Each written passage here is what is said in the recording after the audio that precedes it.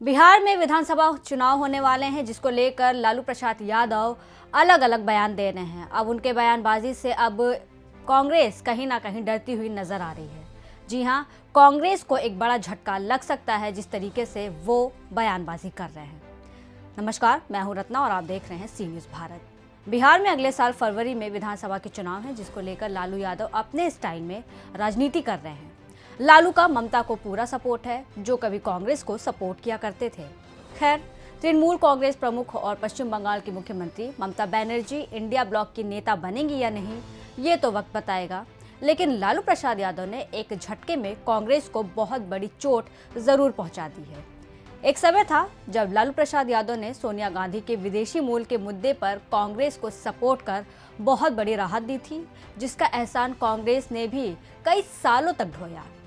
लेकिन फिर ऐसा कुछ हुआ कि लालू के मन में कांग्रेस को लेकर टीस बन गई। ये तब हुआ जब तत्कालीन मनमोहन सिंह की सरकार ने उनके लिए एक तरह से प्रोटेक्शन वारंट के लिए अध्यादेश पास किया था और लालू को राहत मिल जाती। लेकिन राहुल गांधी ने उस अध्यादेश की राह में अपना वीटो पावर लगा दिया, जिसका नतीजा हम सब जानते हैं। बावजूद इसके लालू प्रसाद यादव का सपोर्ट कांग्रेस को लेकर कम नहीं हुआ, वो कांग्रेस को सपोर्ट करते रहे। लेकिन फिर 2019 लोकसभा चुनाव में लालू प्रसाद यादव की तरफ से कांग्रेस को लेकर खटास होने लगी। उस वक्त जब कन्हैया कुमार की बिहार की राजनीति में एंट्री हुई, उसी वक्त की ये बात है जब कांग्रेस का इनसे कुछ लेना देना नहीं था। कन्हैया कुमार उस समय कम्युनिस्ट पार्टी से चुनाव मैदान में उतरे थे, पर यहाँ लालू प्रसाद यादव को अपने बेटे तेजस्वी यादव के सामने कोई युवा नेता बिहार में चाहिए ही नहीं था। हालांकि बाद में कन्हैया कुमार कांग्रेस में शामिल हुए, जो लालू प्रसाद यादव को पसंद नहीं आया। कांग्रेस लोकसभा चुनाव में कन्हैया कुमार को बेगूसराय या फिर किसी भूमिहार बहुल सीट से टिकट देना चाहती थी, पर लालू प्रसाद यादव ने तब अपना वीटो पावर इस्तेमाल कर कन्हैया कुमार को बिहार से बाहर की राजनीति करने पर मजबूर किया था और उन्हें कांग्रेस ने दिल्ली में उतारा था।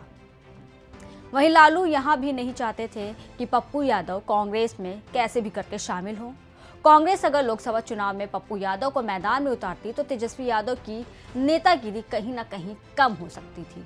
इसीलिए लालू प्रसाद यादव ने पूर्णिया की सीट पर एक बार फिर अपना वीटो पावर लगाया और जब पप्पू यादव ने निर्दलीय चुनाव लड़ने की बात की तो तेजस्वी यादव का वहां कैंप करवा कर एक बयान तक दिलवा दिया कि भले ही एनडीए का प्रत्याशी जीत जाए, पर पप्पू यादव नहीं जीतना चाहिए।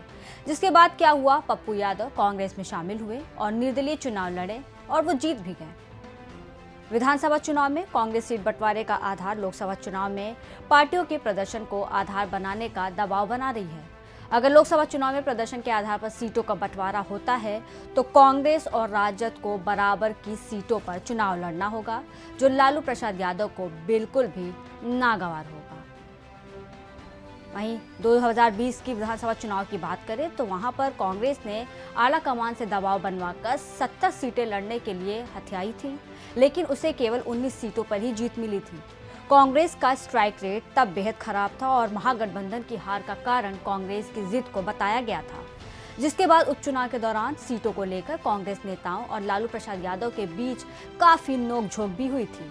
फिलहाल लालू प्रसाद यादव अपने बयानों से कांग्रेस में दबाव बनाने में कहीं ना कहीं सफल नजर आ रहे हैं। जिस तरह से लालू प्रसाद यादव एक के बाद एक बयान दे रहे हैं, ऐसे में कांग्रेस की तरफ से उनके ये बयान पार्टी को बहुत बड़ा झटका दे सकती है।